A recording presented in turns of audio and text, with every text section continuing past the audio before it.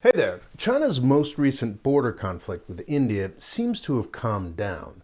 But when the reports first started filtering out, it looked pretty alarming. The border area is so disputed that I'm not even going to provide a visual in this video. No matter where I drew the lines, it would have pissed somebody off. China and India have their own interpretations of the border, and Pakistan, Nepal, and Bhutan all have their own ideas about it as well. Some Indian sources claimed that Chinese elements had forced their way a few miles into Indian territory, but it's not entirely clear whether anyone else saw it that way. It's difficult to get an exact picture of what happened last month, but the impression that I get is that India was pushed around a bit. The massive military imbalance between the two countries has once again been underlined. Some people see this as a big victory for China, but I see it as the exact opposite. It's the latest in a long line of indications that China has just missed one of its greatest opportunities ever.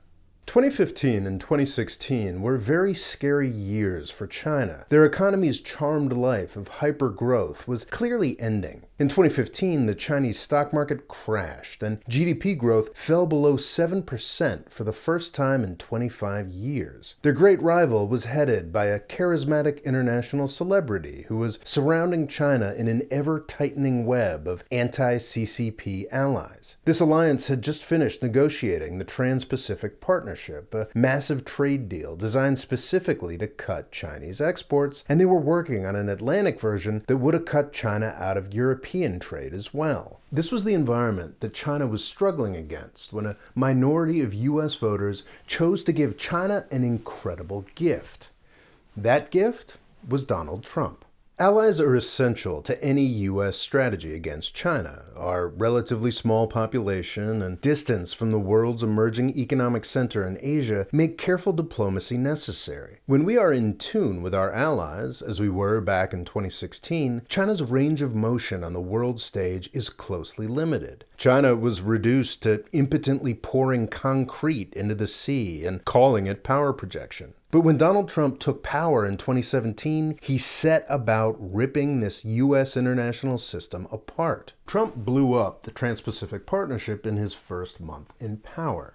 From his absurd penny pinching over U.S. bases in Korea to his pointless trade wars against Europe and Mexico, Trump's abuse of our allies created an extraordinary opportunity for China. Trump is a joke. And with Trump as president, U.S. diplomacy became a joke. World leadership was there for the taking.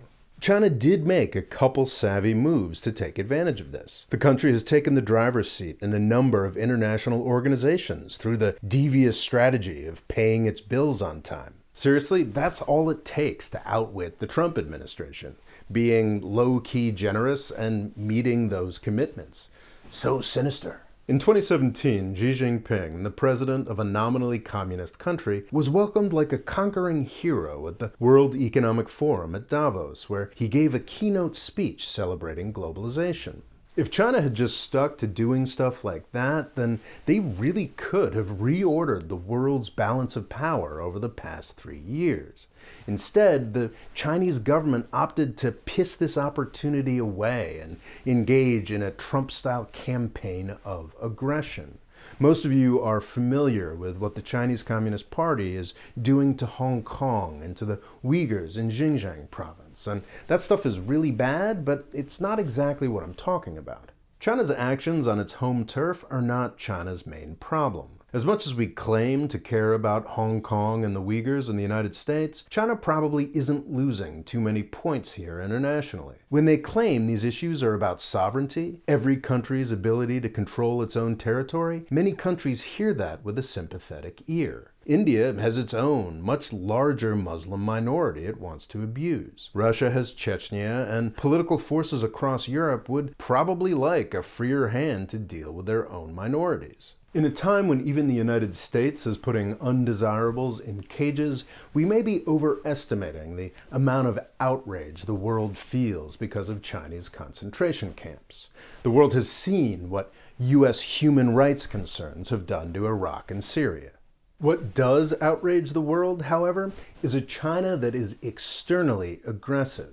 And for some reason, that is the face that China has chosen to show the world since 2017. Last month's high-stakes confrontation on the Chinese-Indian border is the second one in just 3 years. China has been throwing its weight around elsewhere in Asia as well. Beyond the physical actions, the Chinese diplomatic corps has taken a series of bafflingly aggressive positions on things. They have decided to follow Trump's example and start the new Cold War by abusing potential allies instead of luring them onto their side. The COVID-19 crisis has obviously not been a big win for China, but with a little humility, they could have made it through okay. China probably did less international disease spreading than the US did, and they have been generous with supplies and aid. But they've chosen to take an extremely weak and Trump-like approach to the question of how the disease started, floating absurd conspiracy theories and retaliating against countries that call for investigations. For the past 3.5 years, China has had a golden opportunity to look like the saner country. Instead, the Chinese government chose to fall down to Trump's level. It's looking more and more likely that the United States will have the opportunity to start rebuilding its reputation by booting Trump out in the November elections. That's not an option that the Chinese system currently provides. Thanks for watching. Please subscribe and click on the bell next to the subscribe button to get notifications whenever I upload a new video. Thanks.